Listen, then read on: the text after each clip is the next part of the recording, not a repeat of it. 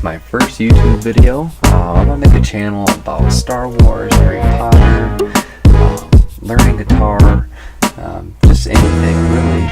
And I apologize for my current studio, but I do have something good to drink, mediocre lights, and a Hoth Star Wars poster that you can barely even see.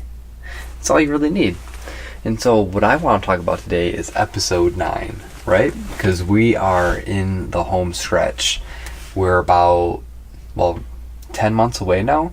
And there's a lot of questions out there. There's still a big divide between the fans of the original trilogy and this new stuff. The Force Awakens, The Last Jedi, this new sequel trilogy.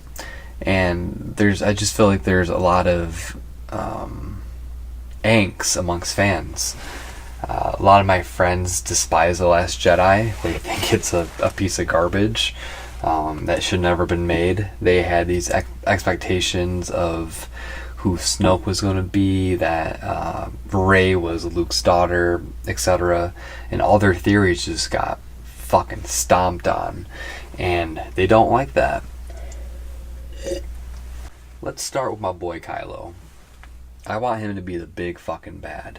None of this wishy-washy stuff where he's going back and forth. I'm struggling with the light side, but I'm dark and I'm evil. Because for me, it was pretty clear that in The Last Jedi, he said, we have to kill the past, let the past die. And I think he is just full-blown, too far gone into the dark side. Because I even think Luke mentions that to Leia. She's like, dude, he's fucking gone. And so I think if they were to have a redemption arc for him, which some people are pushing for, I don't know how I'd feel about that. Because, if he's going to be the big villain, make him the big villain. And, I think that kind of goes into Snoke, though, too. I have a theory that Snoke is possibly not dead. For what we know, Snoke was super powerful. He was toying around with Rey like a rag doll. He had complete control over Kylo Ren. People feared him within the Resistance. They knew who he was. My theory, or running theory, is that if Luke could project himself, thousands of miles away to trick everybody, Kylo, Leia, everybody, why couldn't Snoke do the same thing? Because Snoke is probably as powerful as Luke, assuming, just based on what we've seen and what we know. And the dude literally mind-connected Kylo and Rey from different parts of the galaxy. And that's in something we've never seen before. So he's clearly powerful, right? That was just a projection of him in that throne room that entire time, and he was just kind of testing Kylo to see what his true actions were. Because I think his dialogue where he says something to the effect of, now he turns his saber to his true enemy, or whatever he says, I think he is meaning himself. I think it's like a play on words. As the audience, we think he's talking about Rey, and Snoke could just be posting up in a unknown planet, just drinking his space juice and being like, "Bitch, you ain't got nothing on me." Kind of doing a Luke thing. That's a possibility. And knowing Star Wars movies, there's going to be some kind of twist, right? Whether it's Rey being somebody and not a nobody, or Snoke was alive. There's going to be some sort of twist, and I just hope that twist, as I kind of mentioned before, I hope it's not that Kylo is going back to the light side. I think that'd be kind of a wasted part of his character. So Rey. Rey is interesting because she's clearly super powerful, but why is she so powerful? And I think that's why people are so frustrated, because in the originals and the prequels, it's stated over and over again that you need training from a Jedi Master. You need to learn how to use a lightsaber in all its different forms. And I think you need to be at the age of 5 to start learning all this grand stuff. And so I think people get annoyed or frustrated when, Rey comes out of nowhere in Force Awakens with a lightsaber and is on par and arguably a better fighter than Kylo Ren, who has had training from Luke, a Grandmaster, and Snoke, who is... What is Snoke? Like, he's not a Sith, but a powerful dark Force user.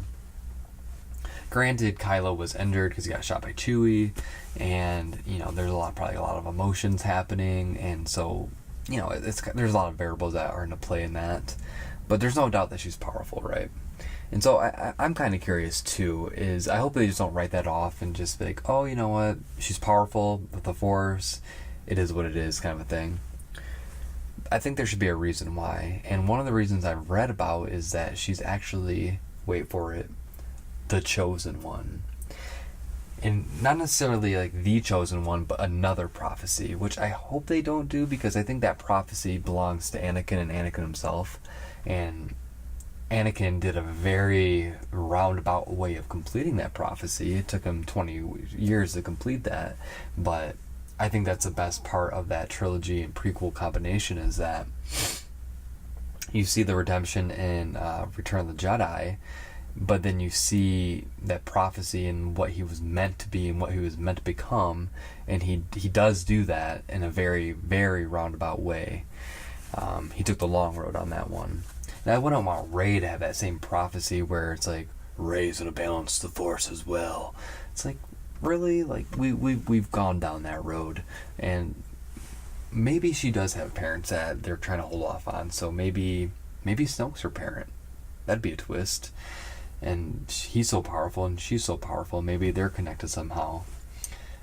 We don't know, but we'll see, and there'll be a very interesting take on how J.J. Abrams kind of approaches that problem.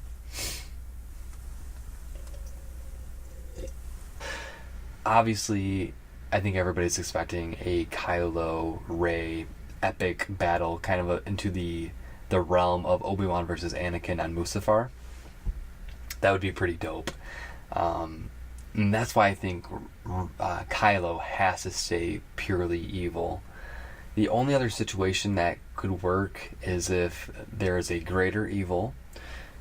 Maybe Snoke is still alive, or maybe Snoke was a puppet, and then they need to team together to fight this greater evil. But besides that, that's what I want to see, the classic showdown. Kylo versus Rey. Dark side versus the light side.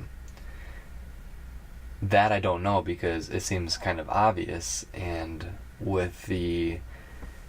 it's hard, because being a Star Wars fans, you want to make all these predictions, but then you don't want to have too much hold to them, because if they don't come true, then you're kind of left disappointed.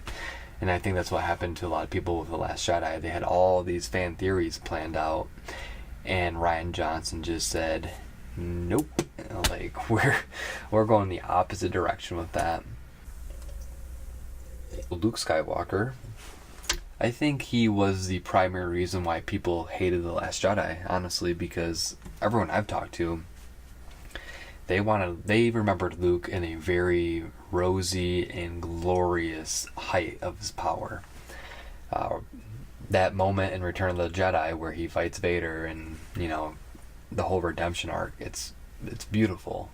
And I think when they saw their childhood hero be succumb to a loner, depressive hermit on a freaking island in the middle of nowhere, I think that was hard for him to process and be like, that's not my Luke. And I've heard that before too, like, that's not my Luke Skywalker. But I personally kind of liked it, because we got to see him in the first trilogy go through the hero's journey of him becoming, just a farmer boy to this master Jedi who fought down the Empire and destroyed the Emperor and redeemed Darth Vader, Anakin Skywalker, his father. Beautiful story. But what I liked about The Last Jedi was that, he is human. He made a split-second mistake by attempting to kill his nephew. And he messed up for a second, but he caught himself in the moment. But that one lapse of judgment cascaded into this whole fucking shit show. And he feels bad about that. I mean, he tried building this empire, or not even empire, I'm sorry, Jedi Academy again, and it blew up in his face, literally. And he can't deal with that. And what I love about The Last Jedi is how he explains, like, the Jedi were not correct. Like, we don't own the Force. The Force can be tapped into anybody. I think that was an important lesson for Rey to learn from Luke, and I think that was his primary role, was to tell her that the Force is to be tapped in with someone who is in tune to it, and not just because you're a Jedi. You don't have to be part of this religion or part of this dogma in order to use the Force. The Force is there for you to use as long as you're connected to it. And that whole imagery of the island with, like, the violence and the peace and the growth and the decay, I thought that was amazingly beautifully done. And the way it portrayed the Force. Were there parts that were kind of bad? For sure. There was a lot of cringeworthy moments. Notably the whole Canto Bight scenes that could either have been like reduced or kind of modified. I can't think of his name, but the hacker, the code breaker, he didn't necessarily have to have a stutter. I don't see why that was necessary for the character, and I felt it was kind of distracting overall. And then the whole romance thing between Rose and Finn seemed kind of forced. The scene where he's going to sacrifice himself and to just destroy the door breaker device thing, and they have that awkward, like, kiss moment. That kind of threw me off in the movie as well. And some of the plot lines were kind of iffy, like with Poe and General Holdo. It's like, if she knew that they were going to go to Crate the entire time, why didn't she just tell him that in the first place and kind of avoid that whole situation? All she had to say was, hey man, chill the fuck out. We're going to Crate. This is the plan. So I just felt like that was like, I don't understand why they kind of portrayed Holdo as like this like evil captain person, but then flipped the script, and then she was like sacrificing herself, and arguably one of the most beautiful Star Wars scenes of all time with the hyperspeed into the ships was astonishing. But yeah, so there was definitely some negative things about it, but that's every Star Wars movie. You watch some of the prequels, and there's some cringe-worthy moments. You watch some of the originals, there's some cringe-worthy moments. And I don't try to watch the movies like that. I try to watch them as a whole, regardless of some bad acting choices or some poor, scenes. But the way I look at it too, it's Star Wars, it's fictional. I mean, let's enjoy it and have some fun with it, right? And that's why I'm pumped up for Episode 9. One thing I want to see too is a return of Poe Dameron and Finn. I felt they were very underutilized in the Last Jedi. I feel like they should have a bigger role or a more comprehensive role. I thought they were just major side characters, and they have a lot more to bring. Just acting wise, they're fantastic actors, so they need to be kind of in that fold a little bit more, and maybe involved with Rey now, and we can see that dynamic, that trio with the Resistance, and kind of see where it goes from that. And I'm pretty pumped up for that as well. Who knows? Well, I think I'm going to wrap that up for today's show. I'm going to be pumping out some more content. Like I said, something what you want to do. And subscribe if you can, and watch my videos, and cheers.